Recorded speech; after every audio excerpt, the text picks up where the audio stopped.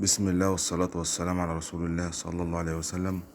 دلوقتي يا جماعة في حاجة كده حابب ان انا ان شاء الله افيدكم فيها. ان انت لو حالل العربية ان 300 حالل لها الوش او اي عربية ملاك حالل لها الوش عشان تغير جوان، عشان تغير حاجة لازم تكشف على الصبابات بالطريقة اللي انت شايفها دي. وقام جاي قلب الوش حاطط شوية مية ومنزل الصبابات، وقام جاي نافخ من الجنبين من يمة المنفل ومن يمة الشكمان.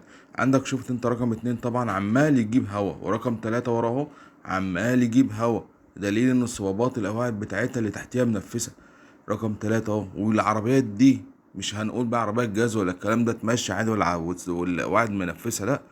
طب العربيات البنزين دي كل شغلها على الهوا، لو في هوا منفس شكرا ولا اكنك عملت حاجه. لازم تكشف على الوش وانت حالق، لان انت ممكن تركب جوان وتدفع مصنعيه وحق الجوان وتركب ولا اكنك عملت اي شيء.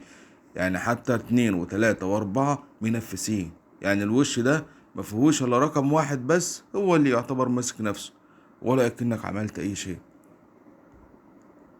يا رب اكون فدتكم، واللي يعجب الفيديو او اللي يحس ان هو استفاد يعني يعمل اشتراك في القناة ويعمل اعجاب للفيديو.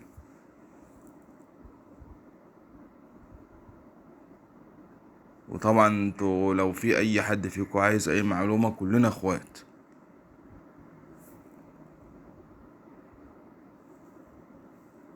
اهو رقم واحد هو يعتبر الوحيد اللي ما جابش.